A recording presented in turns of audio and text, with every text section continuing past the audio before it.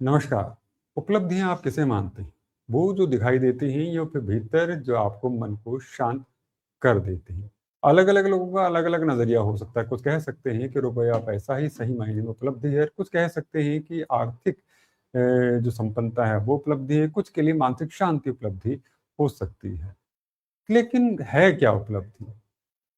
क्या है कि हम अपने निर्णय जो लें, उन पे आगे बढ़ते चले जाएँ, ये हमारी उपलब्धि है या फिर आशंकाओं के बादलों में घिरे रहें और धीरे-धीरे अपनी भावनाओं को दबाते हुए अपने आप को कुंठित कर लें, बोझ के नीचे दब जाएँ।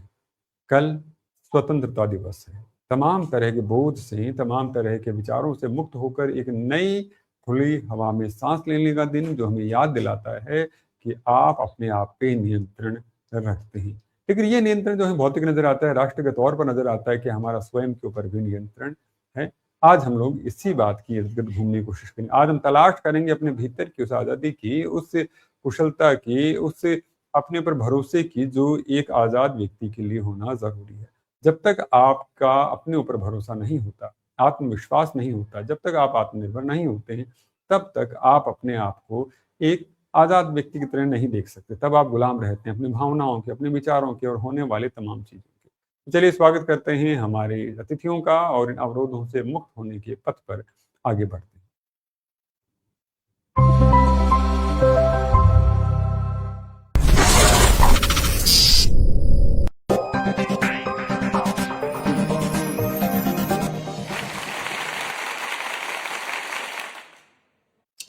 नमस्कार, मैं सुनील नारनोले शिक्षा सरोकार के इस मंच के ऊपर आप अतिथियों का हृदय से अभिनंदन और आभार व्यक्त करता हूं। और स्वागत की परंपरा में सबसे पहले हम मिलेंगे हमारे साथ में जुड़ी हुई मनीषा राजपूत साहिबा, जो कि ट्रांसफॉर्मेशनल कोच हैं, एनएलपी सर्टिफाइड कोच हैं, रैपिड ट्रांसफॉर्मेटिव न्यूरो कोचिंग और सबकॉन्शियस ट्रांसफॉर्मेशन एक्सपर्ट के तौर पर जानी जाती हैं। मनीषा जी, बहुत बहुत स्वागत है आपका।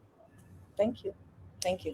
और हमारे साथ में जुड़ी हुई शिवांगी सिंह साहिबा, जो कि वेलनेस कोच हैं, heal and growth with Shivangi Singh की फाउंडर भी हैं और आप एनएलपी प्रैक्टिशनर भी हैं, रेकी ग्रैंड मास्टर भी हैं, योगा प्रैक्टिशनर भी हैं और हिप्नोथेरेपिस्ट भी हैं। आप दोनों का बहुत बहुत स्वागत करता हूँ। चलिए, सवालों के सिलसिले में पहला सवाल मैं लेना चाहूँगा हमारे साथ जुड़ी हुई मनीषा राजपूत साहिबा से। मनीषा जी, नेतृत्व में दूरदर्शिता आवश्यक होती है, लेकिन जब विचारों का विश्लेषण अंतहीन मानसिक उलझन बनाने लगे, तो उसका प्रभाव व्यक्ति की सहजता पर भी पड़ता है। सवाल मैं आपसे ये लेना चाह रहा हूँ कि ओवरथिंकिंग किस प्रकार एक बिजनेस लीडर की इनर फ्रीडम को चुपचाप छीनता चला जाता है? मनीषा जी। बिल्कुल, सवाल आपका बहुत ही अच्छा है। देखिए, ओवरथिंकिंग की जो सबसे इंटरेस्टिंग बात होती है ना, कि इसमें बिज़नेस लीडर्स को ये पता ही नहीं चलता है कि वो ओवरथिंकिंग कर रहे हैं। उन्हें ऐसा लगता है कि वो बस रिस्पॉन्सिबल हैं, सारे पॉसिबिलिटीज़ को वो चेक करना चाहते हैं, डिसीजन लेने से पहले डबल श्योर होना चाहते हैं। और बिज़नेस है, समझ में आता है, केयरफुल होना ज़रूरी भी है। बट प्रॉब्लम तब शुरू हो जाती है जब थिंकिंग सिर्फ डिसीजन तक ही नहीं सीमित रहती, जब वो एंजाइटी तक चली जाती है। जैसे मैं एक एग्जांपल के साथ आपको ये एक्सप्लेन करना चाहती हूँ।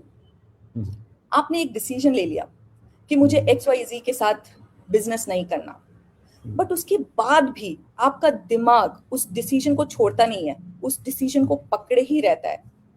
डिसीजन सही था या नहीं, कुछ गलत तो नहीं किया, एक बार नंबर चेक कर लेना चाहिए था यार, एक बार टीम से तो पूछ ही लेना चाहिए था। और धीरे धीरे ये सब आपके लीडर्स की फ्रीडम को छीन लेते हैं। और फ्रीडम का मतलब सिर्फ टाइम से फ्रीडम या फाइनेंशियल फ्रीडम नहीं होता, और ना ही ये हॉलीडेज पे जाने को फ्रीडम हम कहते हैं। यहाँ पे फ्रीडम का मतलब बेसिकली डिसीजन लेने के बाद आप जब उस डिसीजन को छोड़ देते हो, उसको फ्रीडम कहते हैं। जैसे बिजनेस तो आप ऑफिस में करते हो, हम लोग सारे डिसीजंस बिजनेस के ऑफिस में ही लेते हैं। बट ये जो बिजनेस है वो आपके दिमाग में 24/7 चलता है, घर किया हुआ रहता है, राइट? आप डिनर तो फैमिली के ही साथ करते हो, रोटी खा रहे हो, राइस खा रहे हो, चावल खा रहे हो, बट आपका माइंड आपके बिजनेस में लगा हुआ है। आप रात को बेड पे आराम से लेटे हुए हो, बट आपका माइंड मीटिंग अपने क्लाइंट्स के साथ कर रहा होता है। And that's how overthinking is silently stealing the inner freedom of the leaders. क्योंकि मोस्ट ऑफ द टाइम क्या है, ओवर थिंकिंग का मतलब ऑपोजिट नहीं होता। कि सोचना बंद कर दो, अब हम सोचेंगे ही नहीं, ओवर थिंकिंग है तो हम सोचेंगे ही नहीं, ऐसा नहीं होता। द रियल फ्रीडम इज जब आप क्लियरली सोच रहे हो, डिसीजन बिल्कुल ही सोच समझ के ले रहे हो, and then you trust yourself enough to move forward, that is called the real freedom. बहुत बड़ी बात कही है कि जब हम अपने विचारों के खुद जिम्मेदार होते हैं, कि हम जो सोचना चाहते हैं वही सोचेंगे, वो नहीं जो कि हमें परिस्थितियां सोचने के लिए मजबूर कर रही हैं।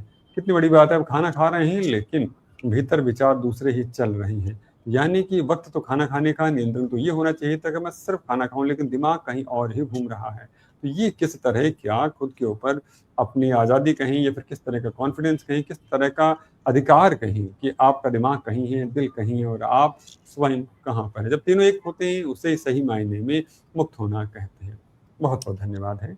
सवालों का सिलसिला आगे बढ़ाते हैं और शिवांगी सिंह साहिबा की तरफ बढ़ते हैं। शिवांगी जी, मन की स्वतंत्रता केवल परिस्थितियों से नहीं, अपनी भीतर शांति और स्थिरता अनुभव करने से भी जुड़ी है। शिवांगी जी, तो ये रेकी और जो योगा की जो बात करूं, व्यक्ति को इनर फ्रीडम की ओर बढ़ने से किस प्रकार सहायता कर सकते हैं?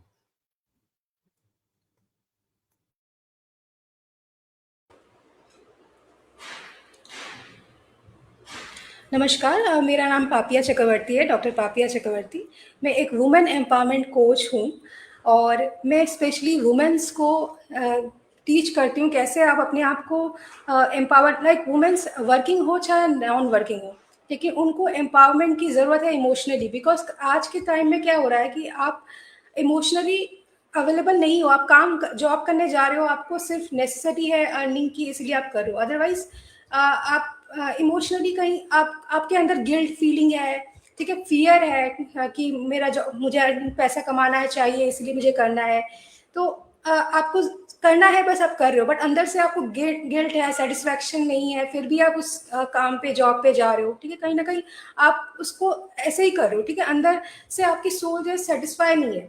तो ये जो मेरा कोर्स है ना, वुमेन एम्पावरमेंट कोचिंग में जो करती हूँ, उसमें वुमेन्स स्पेशली एम्पावर करती हूँ उनको इमोशनली, और ताकि वो वही चीज़ अपने राइट चॉइसेस को चूज कर सके, ठीक है, और विदाउट एनी गिल्ट। अंदर गिल्ट है और हम चूज कर रहे हैं कि हम इस प्रोफेशन में जाएंगे, और बस हमें क्यों सोसाइटी में बोला गया है कि हमें ये करना है, that's why we are doing. तो ऐसे नहीं होना चाहिए चीज़ें, हमें आज़ादी होनी चाहिए अपने चॉइसेस के ऊपर, लाइक हमें जो पसंद है वही करें, ठीक है। तो बेसिकली यहाँ पे हम अपने लाइफ के डिसीजंस खुद लें, हमारे डिसीजंस कोई और नहीं, हमें अपनी इनर वॉइस को सुनना आना चाहिए। और इसके लिए मैं लोगों को टैरो कार्ड्स पढ़ाती हूँ, ओशोज एंड टैरो कार्ड्स, जिसके थ्रू वो सेल्फ डिस्कवरी कर सके, ठीक है। और रेकी हीलिंग भी है, जिससे वो अपने आप को हील कर सके, इमोशनली अबंडेंट फील करे और अलाइन डिसीजंस ले सके लाइफ में।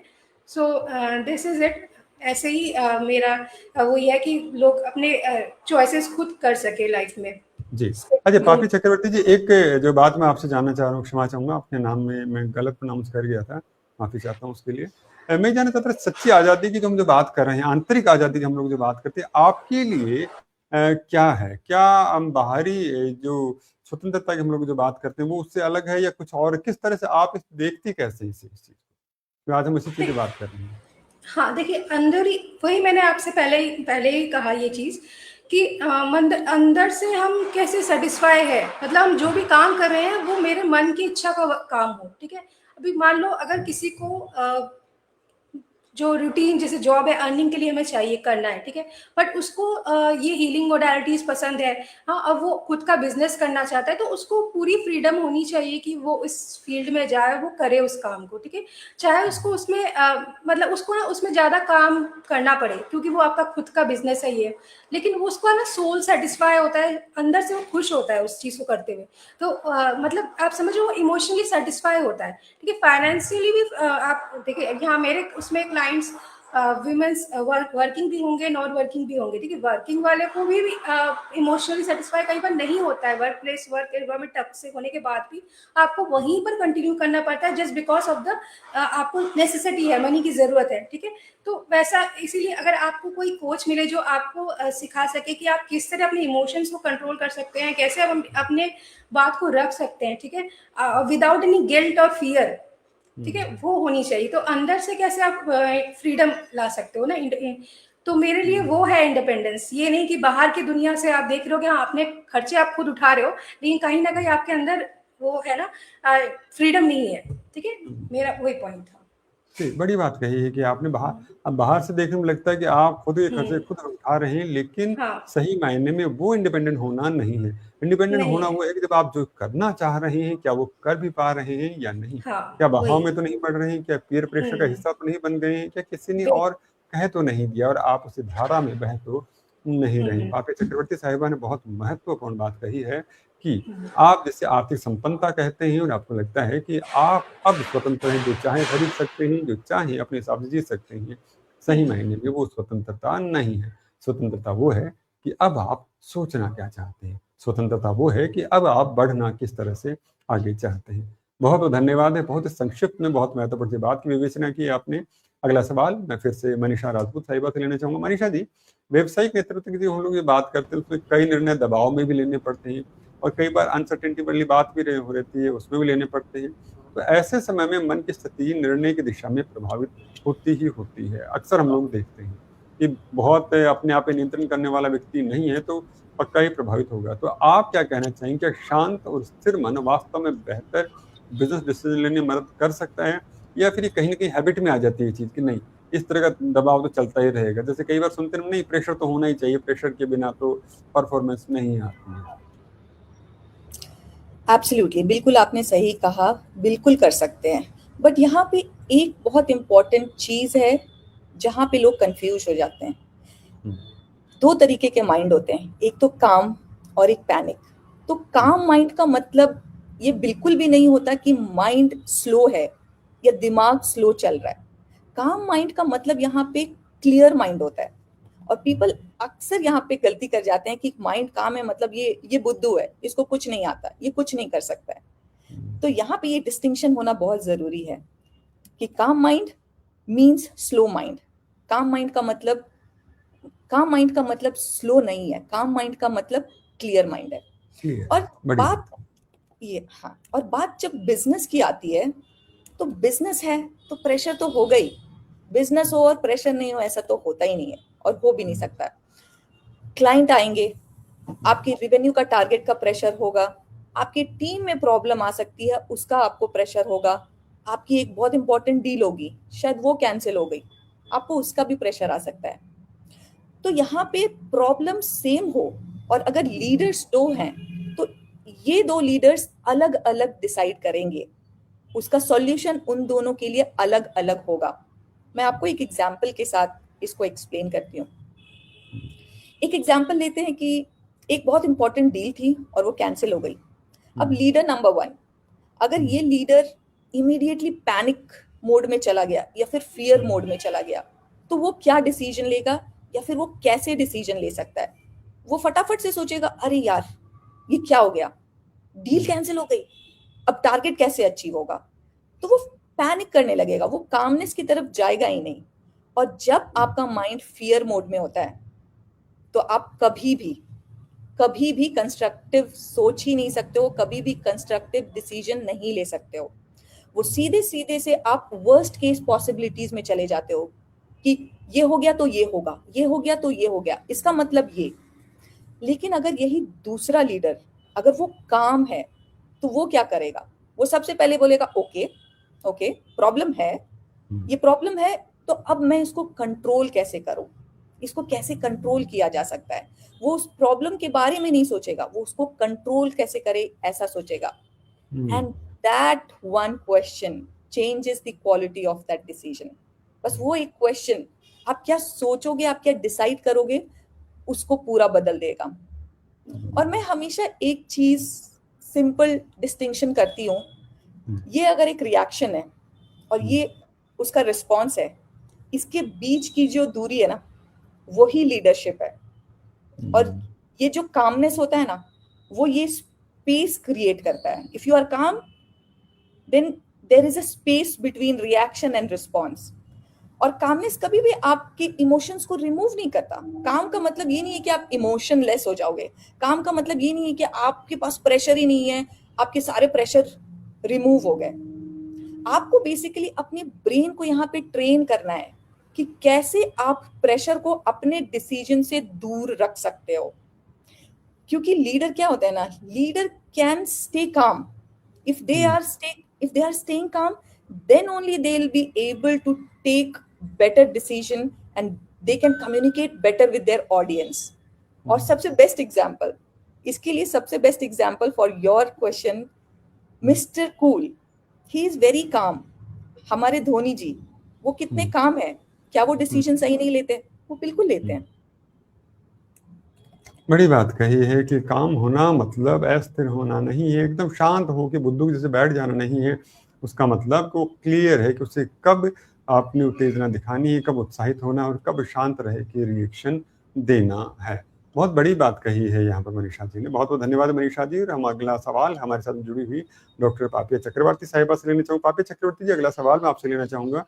आपको क्या लगता है, क्या अपने अतीत को हील करना हमें वर्तमान में सचमुच में आज़ाद महसूस करवा सकता है, फायदा दे सकता है, कि हम अपने पास्ट की बात कर रहे हैं उसको हील करने की कोशिश कर रहे हैं? तो यस, बिल्कुल, क्योंकि मैं आकाशिक रिकॉर्ड एक्सेस भी करती हूँ और मेरे बहुत सारे क्लाइंट्स हैं जिनको मैंने सिर्फ एक सेशन में ही इतना क्लियरिटी दे दिया कि वो 2-3 दिन में बिल्कुल जो मेरे पास आते हैं और उसका अलग ही वर्जन में देख पाती हूँ। बिकॉज जब आप अपने पास्ट को जानते हो ना, क्योंकि पास्ट की चीज़ें हमारे अंदर इतनी ज़्यादा होती है जिसको लेके हम वो मतलब कुछ कर ही नहीं सकते, और इससे वो हमारे प्रेजेंट में बहुत इन्फ्लुएंस करता है। ठीक है, पास्ट हमारा इतना इन्फ्लुएंस करता है कि हम हर दिन उसी को बारे में सोचते हैं तो वैसे ही एक्ट करते हैं। बट अगर जब हम आकाशिक रिकॉर्ड्स एक्सेस करते हैं तो हमें पता चलता है कि वो पास्ट जो है ना, वो हमारा ही पास्ट का कुछ कर्मा है जिसकी वजह से ये सफरिंग्स हमारे करंट लाइफ में ये सिचुएशन में आ रही है। जब हमें वो पता चल जाता है, जब हम उसके आकाशिक रिकॉर्ड्स को चेक करते हैं और पता चलता है कि क्या रीज़न है कि ये सफरिंग्स है उनकी लाइफ में, तो उससे वो उसको पता चलता है कि ये उन्हीं के कर्मा है जिनकी वजह से वो सफ़र कर रहे हैं इस टाइम में। तो अभी क्या है ना कि वो उनमें एक्सेप्टेंस आ जाता है कि वो मान लेते हैं चीज़ों को कि यस, ये मैंने ही कुछ क्रिएट किया है जिससे हमें मतलब सुधारना है। ठीक है, हमारे ना हर लाइफ में लेसन्स होते हैं, हर लाइफ टाइम के, जो हमें लेना होता है। सो वो जब हमें पता चल जाता है कि हमारा क्या लेसन है कि हम इस चीज़ के लिए सफ़र कर रहे हैं, तो तब ना वो उतना उसको बुरी तरह से नहीं देखते हैं कि हाँ मेरे साथ खराब हो रहा है, ये चीज़ ऐसे हो रही है। क्यों हो रहा है? क्योंकि आपने कुछ गलती की है जिसकी वजह से आपको फेस करना पड़ रहा है। और जब आपको क्लियरिटी मिल जाती है तो आपके अंदर वो एक्सेप्टेंस आ जाता है कि यस, ये तब वो इतनी बड़ी चीज़ लगती नहीं है। ठीक है, तब आपको लगता है यस, ये मेरे ही कर्म थे जो मैं भुगत रहा हूँ। ठीक है, उसमें एक्सेप्टेंस आ जाता है और फिर वो मतलब हील होता है। हीलिंग मतलब वही, हम भूल नहीं जाते हैं कि हमारे साथ क्या हुआ है, बट हम कॉन्शियसली जीने लगते हैं। हमें एक्सेप्टेंस आ जाता है चीज़ों को लेके कि यस, ये मेरा लेसन है इस लाइफ टाइम का, अब मुझे ये इस लाइफ टाइम में से सुधारना है। और फिर आप देखते हो ना कि वो कॉन्शियसली जीता है, फिर वो पास्ट की उसको इतने उस टाइप से नहीं लेता क्योंकि उसको अवेयरनेस आ गया है। ठीक है, तो अब वो पर्सन हील हो जाता है और अपने लाइफ में कॉन्शियस डिसीजन लेता है और अकॉर्डिंगली वो चलता है आगे की तरफ लाइफ में। तो बड़ी कहीं बात ना कही कहीं है। वो बहुत स्ट्रेस फ्री लाइफ जीता है काफी, इस बहुत तरह सुंदर वो बात हील कही। होता है। हाँ, जी, जी, बहुत महत्वपूर्ण सी बात कही है आपने कि उसे अपने क्यों का जवाब मिल जाता है, वो उसकी जड़ तक पहुँच जाता है कि आखिर क्यों हो रहा है, और क्यों हो रहा का जवाब जब उसे मिल जाता है, तो वो फिर ज़ाहिर-सी बात है शांति की तरफ आगे बढ़ने लग जाता है। दर्शकों, हमारे साथ जुड़ी हुई डॉक्टर पापिया चक्रवर्ती साहिबा, जो कि वुमेन एम्पावरमेंट को लेके बहुत महत्वपूर्ण कार्य कर रही हैं। उनका कहना है कि जब आप अपनी पीछे की वजह है, समस्या के पीछे की वजह है, चाहे खुशी की भी हम समझ लें, उस वजह को अगर जान लेते हैं तो आपके निर्णय भी सही हो जाते हैं और आप रिएक्ट करना भी सही ढंग से शुरू कर देते हैं। जबकि अक्सर हम लोग रिएक्ट करने की कोशिश कर रहे होते हैं तो वो भावावेश में आके करने की कोशिश कर रहे होते हैं। और यहाँ मुझे लगता है कि आपके जो शब्दों की अगर बात करूँ पापिया जी, तो रिएक्शन और रिस्पॉन्स का जो डिफरेंस है वो भी हमें समझना होगा कि कब हम लोगों को रिएक्ट करना है और कब रिस्पॉन्स करना है। रिस्पॉन्स करना जब लगे कि चित्त अभी भी अस्थिर है तब, और रिएक्ट करना जबकि आपको लगे कि अब आप जान चुके हैं कि वजह क्या थी। जब आपको पता चल चुका वजह क्या थी, तो अब आप ओपिनियन दे सकते हैं। बहुत बहुत धन्यवाद है आपका। कार्यक्रम को आगे बढ़ाते हैं और मनीषा राजपूत साहिबा की तरफ फिर से बढ़ता हूँ। मनीषा जी, सवाल मेरा ये है कि मुश्किल परिस्थितियां नेतृत्व की परीक्षा लेती हैं, ये हम हमेशा से सुनते आए हैं, लेकिन उनसे उपजे डर को स्थायी व्यवहार बन जाने देना एक अलग ही तरह की चुनौती होती है। मिर्जा गालिब का एक शेर मुझे याद आता है इस बात को लेके कि रंज से होकर हुआ इंसान तो मिट जाता है रंज, मुश्किलें मुझ पर पड़ी इतनी कि आसान हो गई। जो आदमी जब रूबरू होता है, मुश्किलों से मिलता है, बात करता है, तो फिर वो कहीं न कहीं अभ्यस्त होता चला जाता है।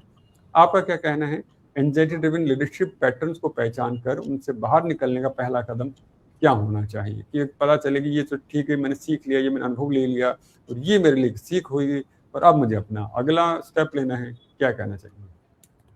श्योर। तो सबसे पहला और मैं कहूँगी सबसे इम्पोर्टेंट भी ये है कि आपको अपने पैटर्न को आइडेंटिफाई करना होगा, क्योंकि जब तक आप अपने पैटर्न को आइडेंटिफाई नहीं करोगे, आपको पता भी नहीं चलेगा कि आपको एंजाइटी है या ओवरथिंकिंग है। और चेंज आप कब करोगे? चेंज तो तभी पॉसिबल है ना जब वो विजिबल है। जो दिखता नहीं है वो बिकता नहीं है, right? So you can't change the pattern that you can't see. और most of the time people identify their anxiety जब सिम्टम्स बहुत स्ट्रांग हो जाता है। एंजाइटी के साथ प्रॉब्लम ही यही है। ऐसे अगर आप बात करो anxiety, people will not know कि आपको एंजाइटी है। लोगों को कब पता चलेगा एंजाइटी है? जब उनके सिम्टम्स दिखने लगेंगे और वो भी स्ट्रांगली दिखने लगेंगे, जैसे रेसिंग हार्ट। जब आपकी हार्ट बीट बहुत तेज होने लगेगी तब उनको पता चलेगा कि अरे मुझे एंजाइटी भी हो सकता है। जब आपको स्लीप में डिस्टर्बेंस होने लगे, स्लीपलेस नाइट अगर आपके जाने लगे, 1 दिन 2 दिन 3 दिन 10 दिन अगर आपका ऐसा चला गया, तो आपको लगेगा नहीं कुछ गड़बड़ है, my body is giving me alarm. या फिर आप बहुत ज्यादा सोचने लगे। एक छोटी सी चीज है, एक डिसीजन आपको लेना है, आपको हायर करना है या नहीं करना है, उसके लिए आपने 30 दिन गवा दिया, तो आप ओवर थिंकिंग करने लगते हो। आपका ब्रेथ नॉर्मल नहीं रहता है। हम कैसे ब्रेथ करते हैं आपको पता भी नहीं चल रहा है मैं ब्रेथ कर रही हूँ। बट अगर आप एंजाइटी, हाँ, अगर आप एक बंदे से मिलो जिसको एंजाइटी है, वो ऐसे ब्रेथ करेंगे। They will not sit with काम एंड ईज, राइट? तो प्रॉब्लम ही यही है लोगों के साथ। एंजाइटी का जब तक सिम्टम स्ट्रांग नहीं होता है तब तक उनको पता ही नहीं चलता है कि उनको एंजाइटी है। तो सबसे पहली चीज है पैटर्न आइडेंटिफाई करना। तो पैटर्न कैसे आप आइडेंटिफाई करोगे? This is the biggest question and people ask me this questions every time. तो आप कैसे आइडेंटिफाई करोगे? तो इसके बेसिकली चार चीज है जो आपको ध्यान रखना होगा। पहला है ट्रिगर, दूसरा है मीनिंग, तीसरा है इमोशन और चौथा है बिहेवियर। ट्रिगर क्या है? कोई सिचुएशन हुआ और वो आपको ट्रिगर किया, वहां से आप थोड़ा डिस्टर्ब हुए, दैट इज योर ट्रिगर। उस ट्रिगर को फिर आप क्या करते हो? आप खुद एक मीनिंग देते हो। वो सिचुएशन मीनिंग नहीं दे रहा है, आप मीनिंग दे रहे हो कि ये हुआ इसका मतलब ये। उसके बाद जब आपने मीनिंग दे दिया तो आपकी बॉडी, आपके ब्रेन ने उसको एक इमोशन भी दिया। वो इमोशन खुश हो सकता है, दुखी हो सकता है, एंशियस हो सकता है, कुछ भी हो सकता है, बट आपकी बॉडी, आपका ब्रेन एक इमोशन उसको टैग इन करेगा। और लास्ट है बिहेवियर। जब आप एक इमोशंस के साथ आ रहे हो ना, तो आपका बिहेवियर ऑटोमेटिकली बदलेगा, राइट? अगर आप बहुत खुश हो तो आपकी बॉडी बोलेगी आप खुश हो, आपका बिहेवियर बोलेगा आप खुश हो। अगर आप दुखी हो तो आपको देख के पता चल जाएगा कि नहीं आप तो दुखी हो। तो इन 4 पैटर्न को हमें समझना बहुत इंपॉर्टेंट है। अगेन फिर से मैं आपको इसको एक छोटे से स्टोरी कम एग्जाम्पल के साथ समझाना चाहती हूँ। एक मेरी क्लाइंट है, बहुत ही इंपॉर्टेंट क्लाइंट है। जब मैं उनसे बात कर रही थी तो वो उस दिन बहुत ही सैड थे। तो मैंने पूछा क्यों, क्या हुआ, आज आप बहुत सैड लग रहे हो? तो उन्होंने रिप्लाई किया कि यार मेरा क्लाइंट से आज मेरी बात हुई और उन्होंने बोला I need some time to think. Only this statement कि मुझे थोड़ा समय चाहिए सोचने के लिए, ये ऐसा उनके क्लाइंट ने बोला। And this acted as a trigger for him. और ये मेरे क्लाइंट के लिए एक ट्रिगर था कि उसके क्लाइंट ने बोला I need some time to think. फिर क्या हुआ? फिर माइंड इमीडिएटली मीनिंग क्रिएट करने लगा। What is the meaning of this कि मुझे टाइम चाहिए, इसका मतलब ये है कि क्लाइंट इंटरेस्टेड नहीं है। सबसे पहली चीज दिमाग में यही आती है, नेगेटिव। क्लाइंट इंटरेस्टेड नहीं है, यार डील कैंसिल तो नहीं हो गया, यार इस बार को तो टारगेट ही मिस हो जाएगा, इस बार मंथली टारगेट गया, राइट? और ये सब स्टोरी जब आप बोल रहे होते हो ना, एंजाइटी आपके साथ आ रहा होता है, राइट? तो आप एंजाइटी आना शुरू हो गया यहाँ पे। और एंजाइटी जब आना शुरू हो गया तो क्या हुआ? आपका बिहेवियर बदला। कैसे बिहेवियर बदला?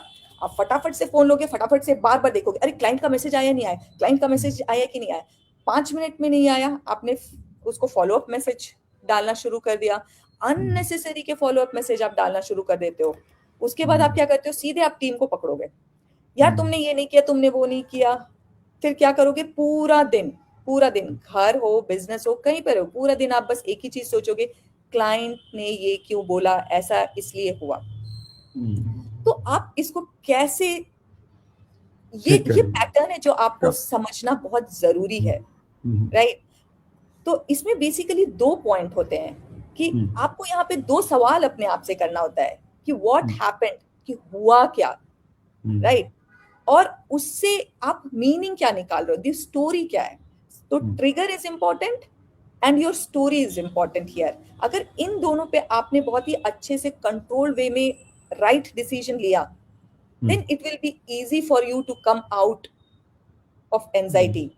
और बहुत बार क्या होता है ना, लोग मुझसे कहते हैं कि जब भी मैं ऐसे बात करती हूँ कि अवेयरनेस इज इंपॉर्टेंट, लोगों को ये पता होना चाहिए कि एंजाइटी भी एक चीज होती है, राइट? इंडिया में अभी भी लोग इतने अवेयर नहीं है एंजाइटी ओवर थिंकिंग को लेकर के, तो वो कभी कोचिंग में नहीं आते हैं। एंजाइटी के लिए कोचिंग कौन लेता है? ओवर थिंकिंग के लिए कोचिंग कौन लेता है? तो they will say awareness is will not gonna help them, it will not gonna transform their life. But यहाँ पे मैं आपको एक चीज कहना चाहती हूँ, इस चैनल के through I want to say this to everybody here, that awareness is where transformation begins. अगर आपको पता ही नहीं है ना, सही तो आप बात है। चेंज तो कर ही नहीं सकते, आप कर कहाँ ही से नहीं। ट्रांसफॉर्म करोगे? पहले पता तो होना चाहिए कि समस्या है। अगर समस्या Yes, का पता ही नहीं होगा तो समाधान की तरफ बढ़ेंगे कैसे? बहुत महत्वपूर्ण सी exactly. बात है मनीषा जी, बहुत महत्वपूर्ण सी बात कही। दर्शकों, यहाँ पे मनीषा जी ने एक उदाहरण के जरिए बहुत सुंदरता से समझाया है कि आप अपने लिहाज से चीज़ों के अर्थ निकालना शुरू कर देते हैं, लेकिन ज़रूरी नहीं कि जो तरीका आप अपना रहे हैं वो सही भी हो कि नहीं हो।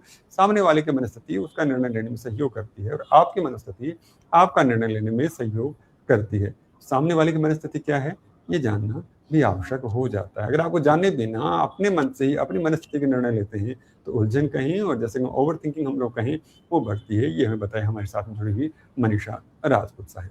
मनीषा जी, बहुत बहुत धन्यवाद है। कार्यक्रम को आगे बढ़ाते हैं और हम एक बार फिर से डॉक्टर पापिया चक्रवर्ती साहिबा की तरफ आते हैं। पापिया जी, एक सवाल और भी आता है कि हम लोग अब, जैसे हम शुरू में बात कर रहे थे कि हमारे कल आज़ादी का 80वां जो दिवस है वो मनाया जाएगा, तो ऐसी स्थिति के अंदर महिलाओं की अगर हम बात करूं तो महिलाएं लिमिटिंग बिलीफ्स को तोड़कर अपनी पर्सनल पावर को कैसे पा सकती हैं? क्योंकि लिमिटिंग बिलीफ्स की हम जो बात करें तो उसमें खासकर भारतीय महिलाओं की बात करूं तो बहुत ही ज्यादा उनको दे दी गई हैं कि ये भी है, इस तरह के भी है। शायद बाहर कम होती हूँ, 4 होती हूँ, 2 होती हूँ, तो यहाँ पर 4 मिली हुई है। तो किस तरह से निकले? क्योंकि हमारा स्ट्रक्चर भी कुछ उसी तरह से है कि हमें बनाया भी उसी तरह से गया कि ये है, अलग अलग तरीकों से किया गया है। कभी संस्कृति कह दिया गया, कभी आपका व्यक्तित्व कह दिया गया, कभी विनम्रता कह दिया गया, तमाम तरह की चीजें। क्या कहना चाहिए? जी देखिए, अभी यही मैं बताने जा रही हूँ कि मेरे जितने भी क्लाइंट्स होते हैं वो होम मेकर्स ही होते हैं। तो उनकी मैं कंडीशन देखती हूँ ना कि वो हमेशा मतलब मुझे कोर्स करना है, लेकिन उसके लिए भी वो खुद से डिसीजन नहीं ले पा रही है। उनको अभी हस्बैंड से पूछना है, कहीं ना कहीं फाइनेंशियली डिपेंडेंसी तो है ही, लेकिन साथ में डिसीजन भी नहीं ले पा रहे हैं कि हाँ मैं करना चाहती हूँ, मतलब इच्छा है लेकिन नहीं कर पा रहे हैं, है ना? तो सेल्फ डाउट भी है, फिर कर भी रहे हैं क्लास, लेकिन बीच बीच में पूछते रहें कि मैम मैं कर पाऊंगी ना, मैं कर पाऊंगी ना, मैम इतना एज हो गया, मैम 48 हो गया, अभी हो पाएगा ना? तो मतलब वो अंदर क्या, क्यों ना, इतने सालों से उन्होंने कुछ किया ही नहीं है, तो अंदर से वो कॉन्फिडेंस उन लोगों का बिल्कुल ही खत्म हो गया है। तो अभी उनको ना बिल्कुल सही से उनको समझाना पड़ता है कि नहीं आप कर पाओगे, और बहुत लोग कर रहे हैं ऐसा, ठीक है? और सबसे पहले तो आप अपने आप को हील करते हो जब आप हीलिंग ये सब मोडेलिटी करते हो, और घर में भी आप लोगों को हील कर पाओगे, समाज में भी करोगे।